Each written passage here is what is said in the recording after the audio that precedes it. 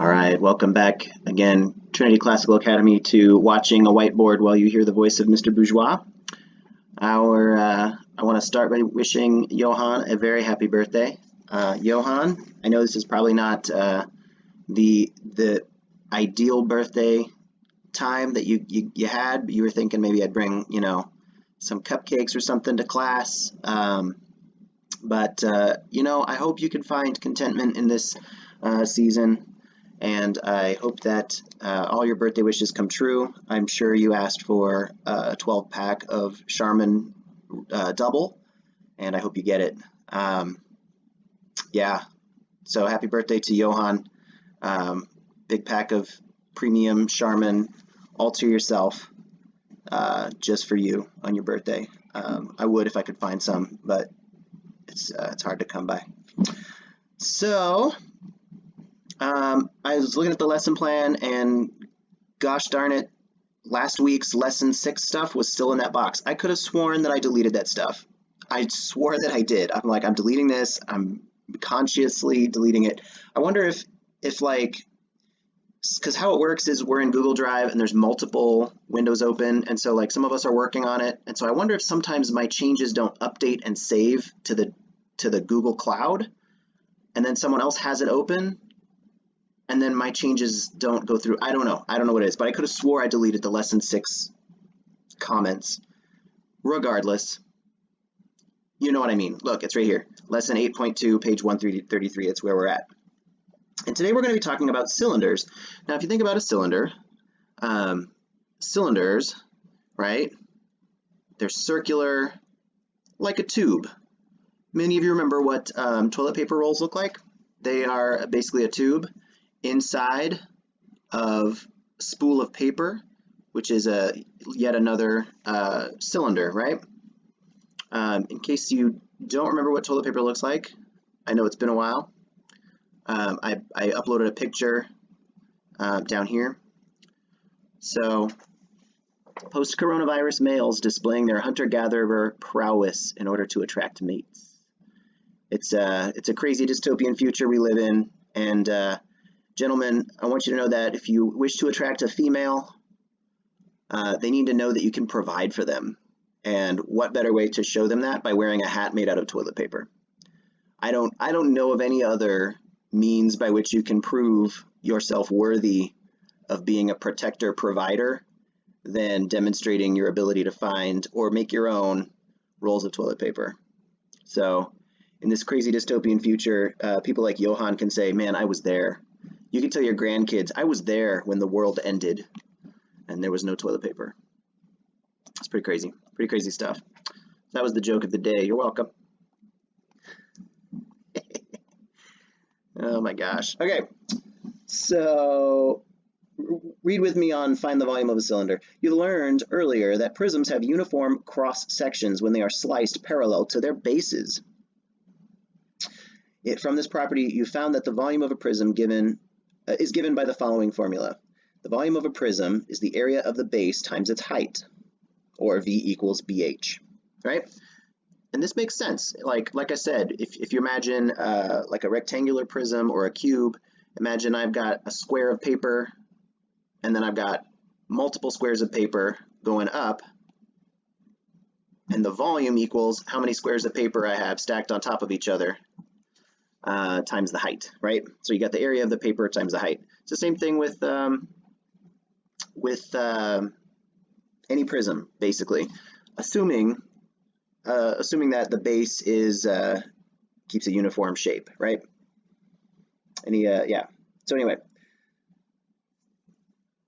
so in this case we have the area of the base. Since the base is a circle, let me try that again.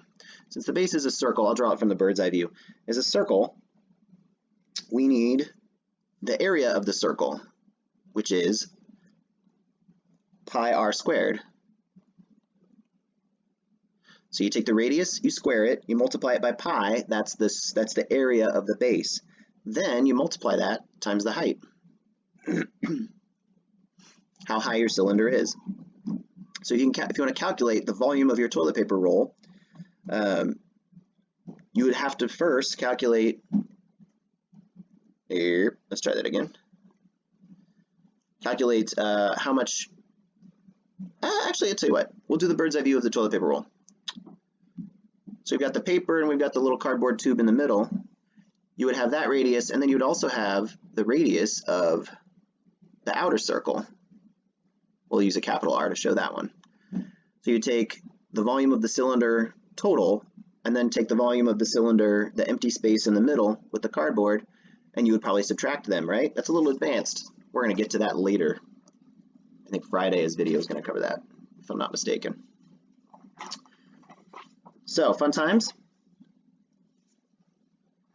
Let's turn the page.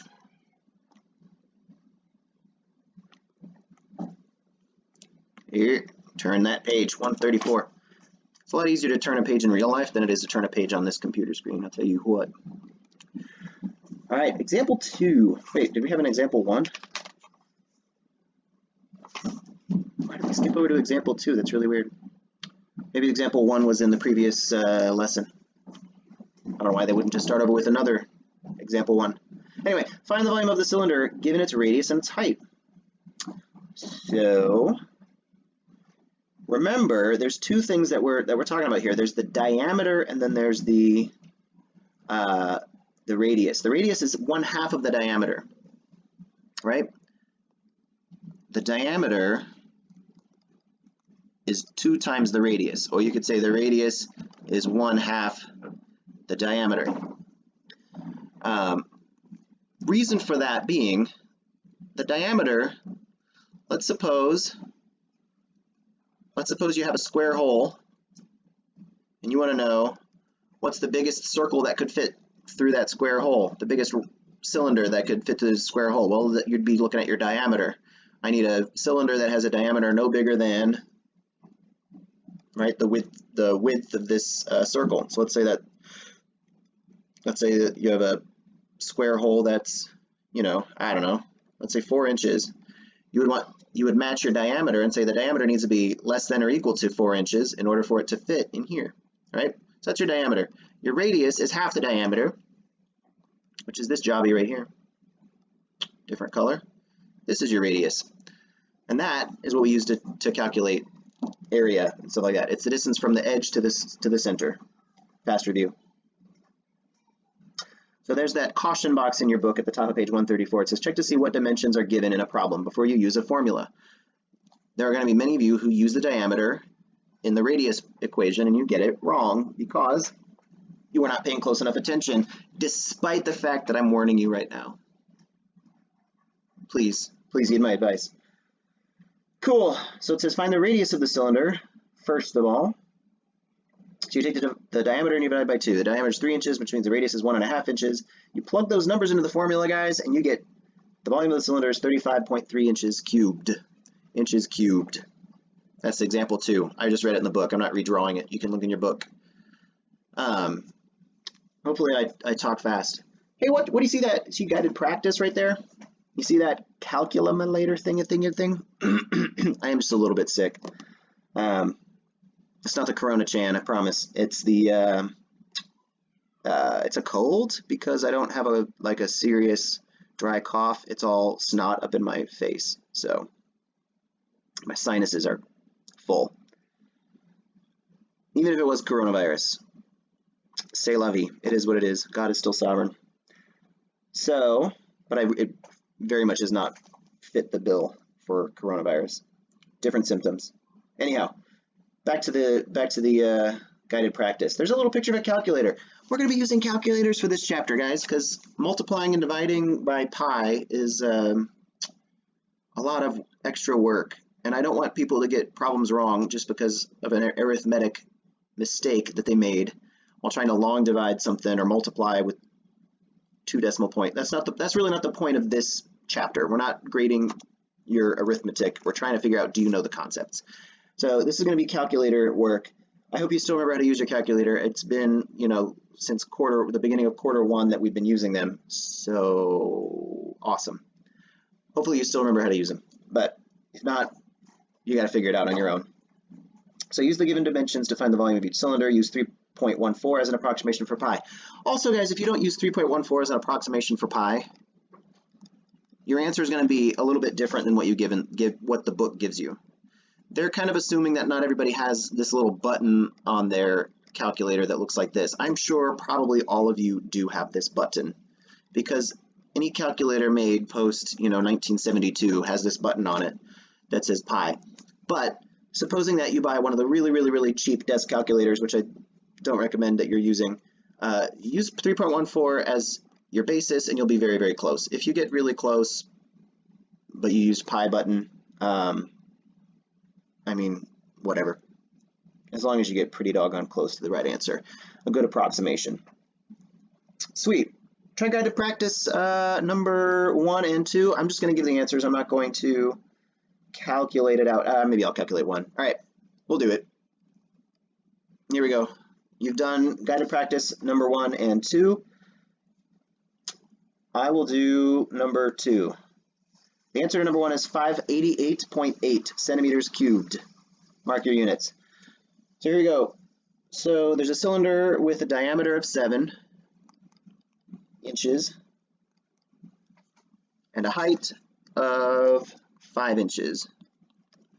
We're going to plug these into the formula. Remember, the volume equals pi r squared times h. All right, so r is going to be 1/2 of d. So I'm going to plug in the values. I'm going to have 3.14. Actually, let me try this. Let me try using colors. I know people love them. 3.14 times 3.5 squared. I'm going to put that inside the parentheses. The order of operations says I do the powers first anyway, but this just helps me to remember to do the power first. Then I'm going to multiply it by 5. There we go. That 5 is wearing a really cool hat. I plug these into the calculator, which you cannot see the calculator because when I record with this software, it only records what is on the whiteboard app. It never switches to other apps. So 3.14. First I'm going to do 3.5 squared. Then I'm going to multiply it by 3.14. I could use the pi button, but I'm not going to. Then we'll multiply that answer by 5. I get 192.3. Round the answer to the nearest tenth if you're following the book's instructions. That's how you do it, guys. It's really that simple. You take this value, you plug it in there, take this value, you plug it in there, take this value, you plug it in there. You got 3 things, you multiply them. But this thing is squared, remember that. Half of the diameter and then square it. So 3.5 times 3.5. You should get 192.3. Hang on, wait for it. 192 3/10 inches cubed. That is the full and complete correct answer. Partially correct is not correct. I'm going to be a strict stickler for that. Righty-ho then.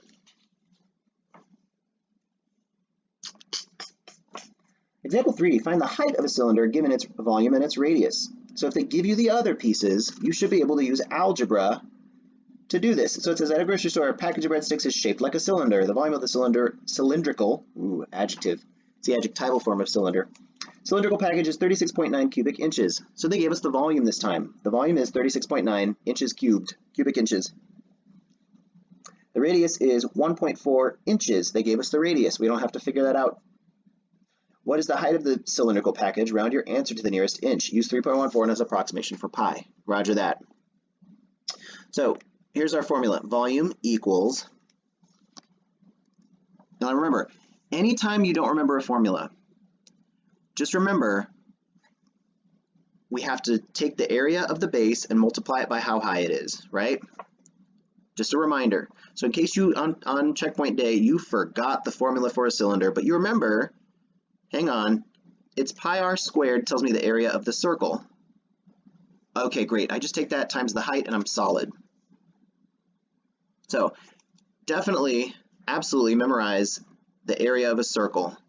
And then memorize that any prism is its base area times its height, and you're fine. So how do they work through this? Well, since they gave us the volume, we're going to plug that value in with blue. going to be 36.9 cubic inches, which we'll leave that off for now, equals pi times the radius squared. The radius is 1.4 inches,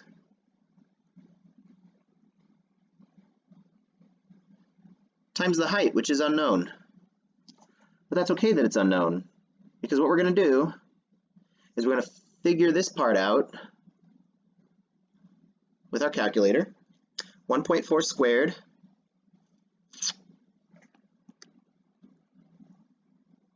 equals,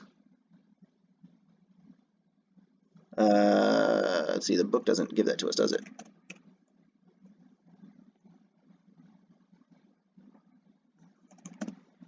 All right, there we go. 1.96. There we go.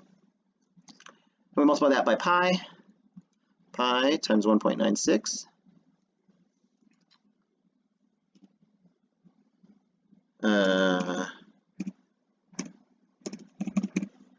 I'm just going to use 3.14 again. Equals 6.154. They carried it out to, oh my gosh, they carry it out to this many decimal places. If you use actual pi on your calculator, you'll have an unlimited number of decimal places. If you use 3.14, your decimal places will terminate. That's one of the advantages of using 3.14. All right. So now moving down, so that's my so I'm doing calculator in this color, green, I assume, because I know that the second one is red. So we have here, rewriting, no, I don't want that. Rewriting, we have 36.9 equals 6.1544 times h. Now, I want to isolate h by itself, so I divide both sides by 6.1544. And I will be left with, calculator comes up. Since I already have since I already have 6.1544, I'm just going to hit the reciprocate button and multiply that by 36.9. That's a little advanced. You can always repunch everything. It looks like it's going to round up to 6.0. So 6 is approximately equal to h. Wavy equal sign means is approximately equal. Oh, and they did say round it to the nearest tenth of an inch. So here's the complete and correct checkpoint solid answer, which actually they neglect in the book. 6.0 cubic inches. Boom. And handwriting is terrible because I'm writing on a computer screen. All right, guys. Guided practice number 3 on the following page. Page 135. Do it now. Pause. Okay. You've unpaused, which means, or possibly you'd never paused it because you are a rebellious child. You should have paused it. I trust that you did not neglect to pause it. You paused it and then you unpaused it because you completely solved guided practice number 3, your calculator, and your pencil. The volume of a cylindrical tank of water is a lot of cubic meters. The radius is 12 meters. What is the height of the cylindrical tank? Use the formula for volume to find the height, h, of the cylinder. Sweet. I don't, guys, I should have clarified this first of all. I don't expect you to actually plug in every single one of those blanks. I guess you can do it. But the height is about 4. There you go.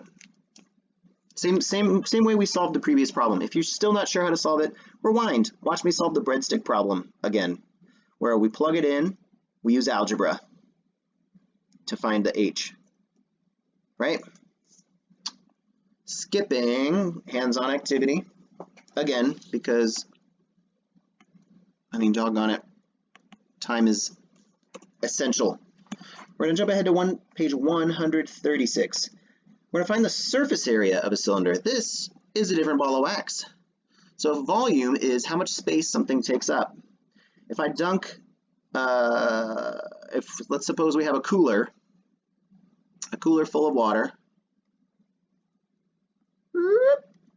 and it's got water because the ice in there melted, right? And I submerge in there a can caffeine-free Diet Coke. Ew, no, we'll do caffeine-free regular Coke, not Diet.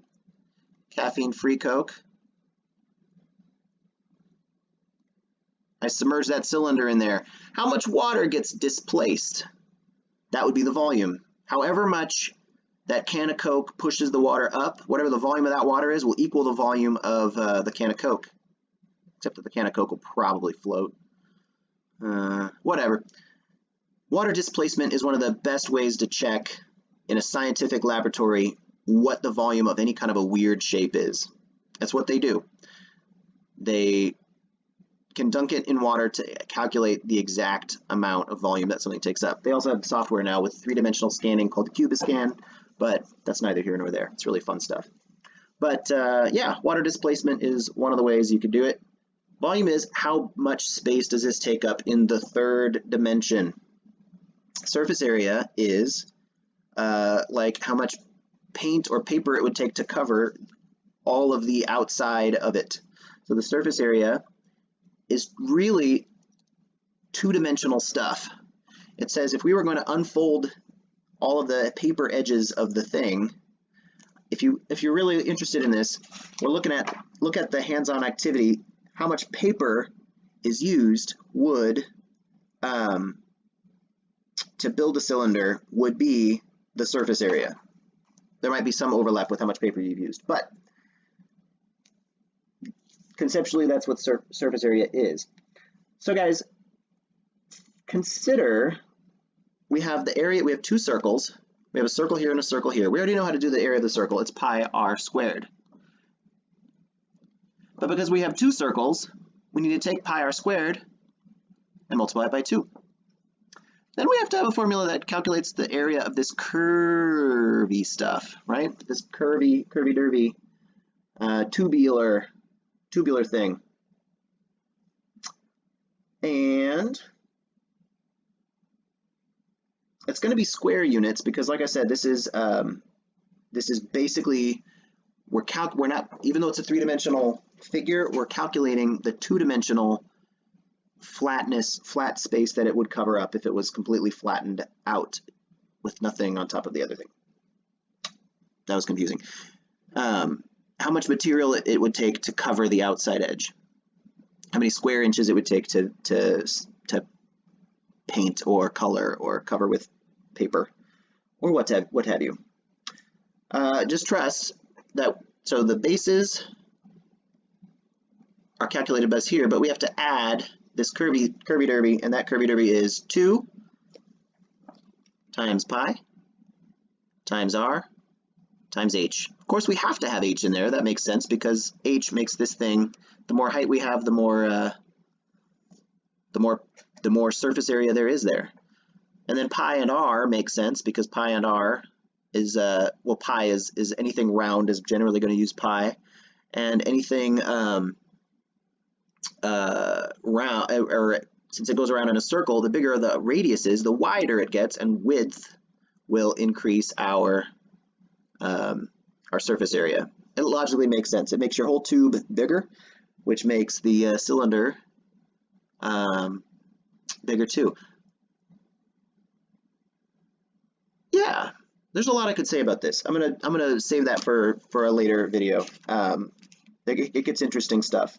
But all right, so it says use 3.14 as approximation for pi, round to the nearest tenth. We're going to look at example 4. So we have here. Let me just recapitulate what we've already covered. Bases, the surface area of the bases. We've covered our bases. And then there's the curved surface, which I'm going to call the tube. Curved surface, I don't like that. I like tube better. I think it's more descriptive and clear as to what I'm referring to. No one would ever call the circle top or bottom a tube. But I would still call it kind of curvy because it's round. It's a circle. All right, so solve, show your work. A cylinder has a height. This is example 4, page 136. Cylinder has a height of 15 centimeters and a radius of 4 centimeters. What is the surface area of the cylinder to the nearest tenth? Use 3.14 as an approximation for pi. I tried to talk fast so that if you were listening to me on double speed, it would throw you off. Just because I'm a jerk like that. All right, so the surface area. It says, start with the formula that I scribble all over. Start with the formula. I lost my place. Use the formula 2 pi r squared plus 2 pi r h. Then plug in pi r and h. Boop, boop, boop, boop, boop, boop. Multiply them together. Notice, I want to point this out real big, you guys. So this is like me using. This is a plus. What does that mean? How many terms do we have in this formula? Shout it out. Real loud, I can't hear you. We have 2 terms. We have a term here and a term here. Notice what they do when they solve this. They multiply all of these pieces together. They come up with a number, which is 100.48. Then they multiply all these pieces together, all these little bits. They come up with another number. They are separated by a plus or a minus, which means you have to do the order of operations carefully. You can't just start zipping across left to right and doing this. You've got to do them separately. Keep those 2 pieces separate when you're doing your math. Then, once you have these 2 pieces, then you add them. And then you come up with the answer, 477.3 square centimeters, not cubic, because again, this is surface area, not volume. Was that everything you hoped it would be? I sure hope so. So, pause the video. We're going to do guided practice number 4. When I say we, of course I mean you. Do it. Do it now. All right, you did it. Thank you. Good job. That was such a beautiful doodle. I hate to erase it. Maybe I won't. Oh snap, I can't undo an erase. Maybe I can redo it. No, it's gone forever. Too bad, too bad. Okay, so cylinder has a radius of, so the answer should be 276.3 inches squared, square inches. A cylinder has a radius of 4, so now I'm going to solve it. If you got that answer, you can skip my explanation. A cylinder has a radius of 4 inches and a height of 7 inches. Find the surface area of the cylinder. We're finding the surface area. I'm going to start by writing my formula. I know I have the surface area equals 2 times pi r squared, right? Because there's 2 bases, and this is the area of a circle, plus 2 pi r h. You just kind of have to remember this. I really don't see any convenient way. I mean, you know it has to have h, you know it has to have pi, you know it has to have something that tells you about the thickness of it. Thickness, height, I don't know why it takes a 2 and a pi.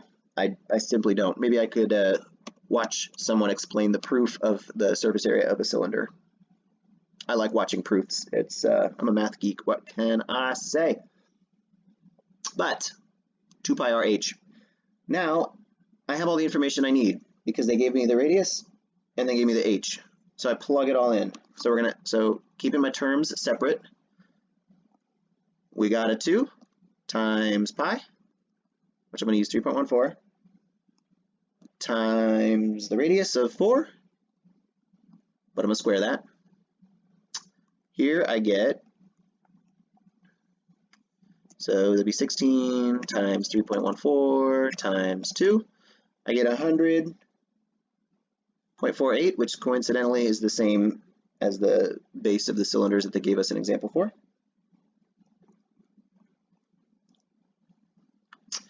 Now I'm going to do this piece right here. I have a 2 times a pi times the radius, which is 4, times the height, which is 7.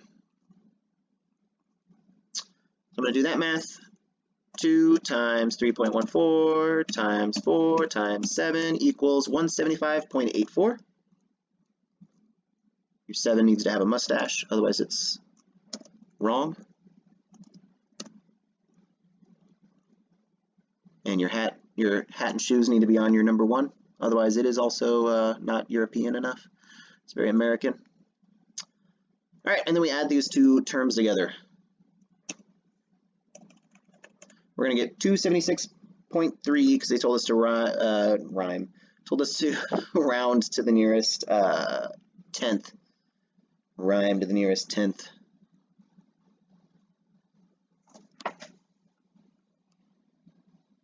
It's fun times, you guys. Okay, that was the explanation. If you fell asleep, wake up. Wake up. That means you, Johan. I know you're old now, but seriously, stay with us. Example 5, find the radius given its surface area and its height. We're going to do kind of similarly to what we did last time. This algebra is going to get a little more redonkulous, as you can see by how many words enthusiastic math student has to say about the matter.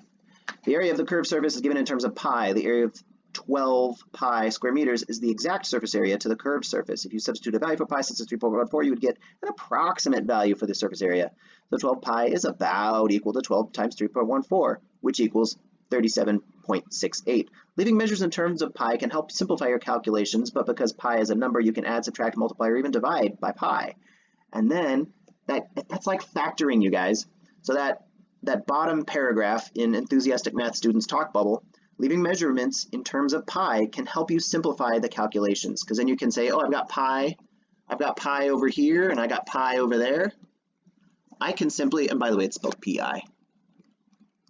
Pi, no E. E makes it a dessert. Pi makes it math. No E makes it math. So I have pi over here, I got pi over there, I got some terms and some other mathy junk. And then later on, if I divide by pi, oh, pi just went away. Now I just have mathy junk. That's why it's like factoring. Leaving it stated as pi can really help math problems get simpler and lose some of those decimal places and decimal place weirdness. So here we go. They say the area of its curved surface is 12 pi square meters, and its height is 2.5 meters. So since they only give us part of it, which is actually quite nice, because then it's nice and it's also mean. Here's why it's nice. It's nice because then we don't have to use the entire formula to back out the radius. Come on now, plus. We don't have to use the entire formula. They didn't give us the whole surface area. They said the surface area of the curved surface, the tube, which means we can ignore this, and we can just use this. We know that this equals 12 pi. 12 pi equals 2 pi RH. We know that the R equals 2.5 meters. So 12 pi equals 2 pi times 2.5 times h.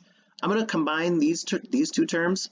I'm just going to go multiply those out. So 2 times 2.5 would be 5. So we're looking at 5 pi h. I multiplied them. I didn't add. Notice. Now check it out. I can divide both sides by pi, or I can divide both sides by 5 and pi. So if I divide both sides by pi, I'm going to get, let's just divide by pi. 12 equals 5h. Oh, this algebra looks really easy now. This looks really easy. Divide both sides by 5. You get 2 4/10 equals our h. That's our height, you guys. That's our height in cursive. 2.4 meters, not meters squared. We're calculating the height. The height is just meters straight. 2.4 meters. You can do it. I have faith in you. Guided practice number 5. Ready, set, go. This is not a drill. Kind of it is a drill, but you know.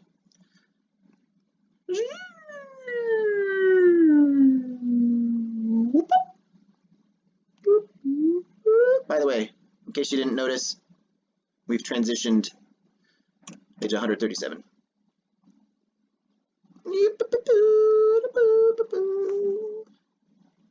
All right, guided practice number 5. The answer, you can just skip to the answer. The diameter of the can is 18 centimeters. If you got it, give yourself a pat on the back and fast forward. And actually, I think you're done. Do your homework. So if you got it, wonderful. If you didn't got it, that's okay. This is why we're in school, so we can learn. Ain't that right? That's right. We're learning. Edumacated. So the area of a curved surface. Okay, so again, they just gave us the surface area of the curved surface, the tube. The tube is 162 pi. Our units are centimeters squared. I'm just going to write that over here so we remember. Square centimeters, and its height is 9 centimeters. So what is the diameter of the can? Ooh, tricky, tricky. The diameter of the can is not the radius, is it? Those guys. That is tricky, tricky, tricky. I don't like it. I don't like it at all. Those meanies, they did it to us. All right. So 162 is going to equal the tube area, the curved surface, which is 2 times pi times r times h.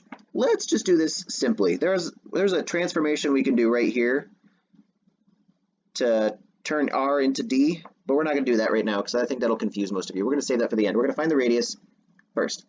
All right. They said that the h, wait, what the h? The h is 9. 9 centimeters. Sweet. Now I can combine those two. So 9 times 2 is 18. So 18 times pi times r equals 162 times pi. Now we can divide both sides by pi. Take that, pi. 162 equals 18 times r. Now the algebra looks really simple, doesn't it? We divide both sides by 18, and since this whole chapter you can use calculators, do it. 162 divided by 18 is 9. 9 equals r. Are we done? What did the question ask for? The question asked for the diameter. We know that the diameter is double the radius. There we go. That's the answer. Guys, we're done. Isn't that nice? All right, I love cylinders, and I hope you do too. Yeah, may you never lack in toilet paper, and we'll see you next time. God bless y'all.